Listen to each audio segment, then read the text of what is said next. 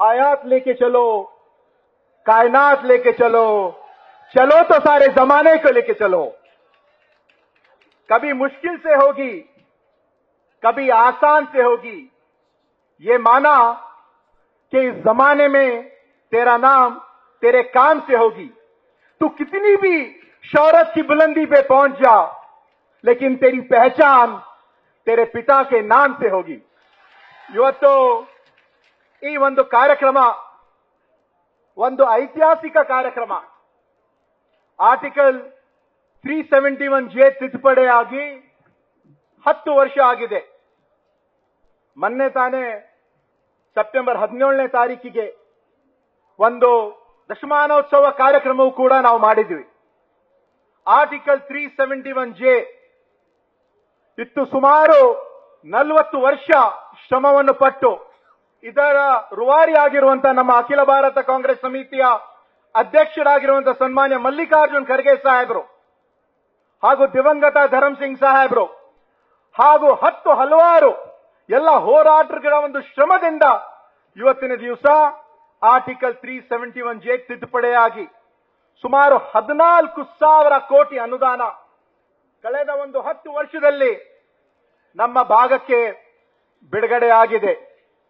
ಇದು ಮೊಟ್ಟ ಮೊದಲಾಗಿ ಅನುಷ್ಠಾನ ಆಗಿದ್ದು ಸನ್ಮಾನ್ಯ ಸಿದ್ದರಾಮಯ್ಯ ಅವರು ಮುಖ್ಯಮಂತ್ರಿ ಇದ್ದಾಗ 2013ರಲ್ಲಿ ನವೆಂಬರ್ 6ನೇ ತಾರೀಕಿಗೆ ಮೊದಲ ಬಾರಿಗೆ ಅನುದಾನ ಬಿಡುಗಡೆಯಾಯಿತು। 1,000 ಕೋಟಿ ಇತ್ತು। 1,000 ಕೋಟಿಯನ್ನು 1,500 ಕೋಟಿ ಮಾಡಿದ್ದನ್ನು ಕೂಡ ನಮ್ಮ ಸರ್ಕಾರ। ಅಂತಹ ಒಂದು ಸಂದರ್ಭದಲ್ಲಿ ಸನ್ಮಾನ್ಯ ಮಲ್ಲಿಕಾರ್ಜುನ್ ಖರ್ಗೆ ಸಾಹೇಬರು ನಮ್ಮ ಭಾಗದ ಎಲ್ಲ ಸಚಿವರಿಗೆ, ಶಾಸಕರಿಗೆ ಸನ್ಮಾನ್ಯ ಮುಖ್ಯಮಂತ್ರಿ ಸಿದ್ದರಾಮಯ್ಯ ಅವರ ಹತ್ರ ಕರ್ಕೊಂಡು ಹೋದ ನಂತರ ಅವ್ರು ಹೇಳಿದ್ರು 1,000ರಿಂದ 1,500 ಕೋಟಿ ಮಾಡ್ರಿ ಅಂತ। ಅವಾಗ ಒಂದೇ ಒಂದು ಮಾತು ಕೇಳಿದೆ, ತಾವು ಕಲ್ಯಾಣ ಕರ್ನಾಟಕಕ್ಕೆ 1,500 ಕೋಟಿ ಒಂದೇ ಮಾಸದಲ್ಲಿ ಅವರು ಮಾಡಿಕೊಟ್ರು। ಅದ ನಂತರ 1,500 ಕೋಟಿಯಿಂದ 3,000 ಕೋಟಿನೂ ಕೂಡ ಮಾಡಿದ್ದು ಸನ್ಮಾನ್ಯ ಸಿದ್ದರಾಮಯ್ಯ ಅವರು। ಹಿಂದೆ ಇರ್ತಕ್ಕಂಥ ಸರ್ಕಾರದಲ್ಲಿ ಅಮೃತ ಮಹೋತ್ಸವದಲ್ಲಿ 3,000 ಕೋಟಿ ಅನುದಾನ ಬಿಡುಗಡೆ ಮಾಡಿದ್ರು। ಆದ್ರೆ ಶಾಸಕರಿಗೆ ಮುಟ್ಟಿದ್ದು ಕೇವಲ 1,500 ಕೋಟಿ।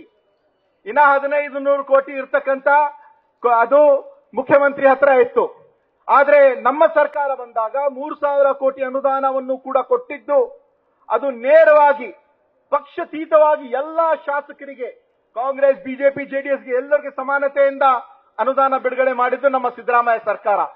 ಈಗ ಮೊಟ್ಟ ಮೊದಲ ಬಾರಿಗೆ, ಇತಿಹಾಸದ ಮೊದಲ ಬಾರಿಗೆ 3,000ದಿಂದ 5,000 ಕೋಟಿ ನುಡಿದಂತೆ ನಡೆದಿರುವಂತಹ ನಮ್ಮ ಸರ್ಕಾರ ಅಂದ್ರೆ ಅದು ನಮ್ಮ ಕಾಂಗ್ರೆಸ್ ಸರ್ಕಾರ, ಸನ್ಮಾನ್ಯ ಸಿದ್ದರಾಮಯ್ಯ ಅವರ ಸರ್ಕಾರ। ಇವತ್ತು ಇಂತಹ ಒಂದು ಬೃಹತ್ ಮಟ್ಟದಲ್ಲಿ ಈ ಏನು ಒಂದು ಜಯದೇವ ಹೃದಯ ಆಸ್ಪತ್ರೆ ಇದೆ, ಬೆಂಗಳೂರಲ್ಲಿ ಸುಮಾರು 1,400 ಬೆಡ್ ಆಸ್ಪತ್ರೆ ಇದೆ, ಮೈಸೂರಲ್ಲಿ 400 ಬೆಡ್ ಆಸ್ಪತ್ರೆ ಇದೆ। ಆದ್ರೆ 371 ತಿದ್ದುಪಡಿ ಏನಾಗಿದೆ, ಅದರ ನಿಮಿತ್ತವಾಗಿ ಇವತ್ತು 371 ಹಾಸಿಗೆ ಬೆಡ್ ಇವತ್ತು ಕಲ್ಯಾಣ ಕರ್ನಾಟಕ ಅಭಿವೃದ್ಧಿ ಮಂಡಳಿ ಹಾಗೂ ವೈದ್ಯಕೀಯ ಶಿಕ್ಷಣ ಇಲಾಖೆ ನಾವು ಒಂದು ಸಹಭಾಗಿತ್ವದಿಂದ ಮೊದಲ ಹಂತದಲ್ಲಿ ಸುಮಾರು 182 ಕೋಟಿ 65 ಲಕ್ಷ ಬಿಡುಗಡೆ ಆಯಿತು। ನಂತರ ನಮ್ಮ ಸರ್ಕಾರದಲ್ಲಿ ಸುಮಾರು 40 ಕೋಟಿ ಅನುದಾನ ಬಿಡುಗಡೆ ಆಯಿತು। ನಂತರ ಮತ್ತೆ 78 ಕೋಟಿ ಬಿಡುಗಡೆ ಆಯಿತು। ಇವತ್ತು ಹಲವಾರು ಕೆಲಸ ಕಾರ್ಯಗಳು ನಮ್ಮ ಸರ್ಕಾರ ವತಿಯಿಂದ, ಯಾಕಂದ್ರೆ ಡಾಕ್ಟರ್ ನಂಜುಂಡಪ್ಪ ವರದಿ ಪ್ರಕಾರ ಅವರು ಕೂಡ ಹೇಳಿದ್ದು ಯಾವಾಗಲೂ ಕೂಡ ತಾವು ಆದ್ಯತೆ ಕೊಡಬೇಕಂದ್ರೆ ಶಿಕ್ಷಣ ಮತ್ತೆ ಆರೋಗ್ಯಕ್ಕೆ। ಇವತ್ತು ಶಿಕ್ಷಣಕ್ಕಾಗಿ ನಾವು ಹಲವಾರು ಕೆಲಸ ಕಾರ್ಯಗಳನ್ನು ಮಾಡ್ತಾ ಇದ್ದೀವಿ, ಶೈಕ್ಷಣಿಕ ವರ್ಷ ಅಂತ ಘೋಷಣೆ ಮಾಡಿದ್ದೀವಿ। ಆದ್ರೆ ಆರೋಗ್ಯ ಕ್ಷೇತ್ರದಲ್ಲಿ ಇವತ್ತಿನ ದಿವಸ ಇಲ್ಲಿ ಇರ್ತಕ್ಕಂಥ ಜಯದೇವ ಆಸ್ಪತ್ರೆ, ಸುಮಾರು 200 ಬೆಡ್ ತಾಯಿ ಮತ್ತು ಮಕ್ಕಳ ಆಸ್ಪತ್ರೆ ಹಾಗೂ ಇಲ್ಲಿ ಇರ್ತಕ್ಕಂಥ ಕ್ಯಾನ್ಸರ್ ಆಸ್ಪತ್ರೆ ಮತ್ತು ಬರ್ನ್ ವಾರ್ಡ್ ಆಸ್ಪತ್ರೆಯನ್ನು ಮಾಡ್ತಾ ಇದ್ದೀವಿ। ಮೊನ್ನೆ ನಾನು ಕೇವಲ 2 ನಿಮಿಷದಲ್ಲಿ ನನ್ನ ಮಾತನ್ನು ಮುಗಿಸುತ್ತೇನೆ।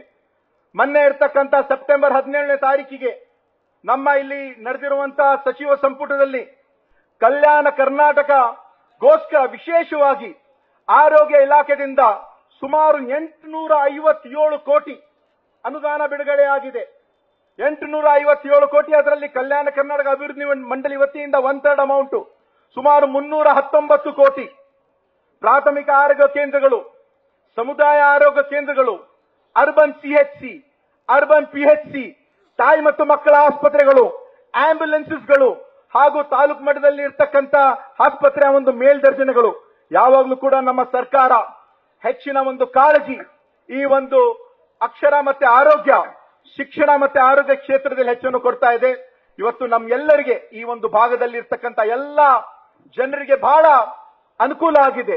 ಯಾರು ಕೂಡ ಸುಮಾರು 700-800 ಕಿಲೋಮೀಟರ್ ಹೋಗೋದ ಅವಶ್ಯಕತೆ ಇಲ್ಲ.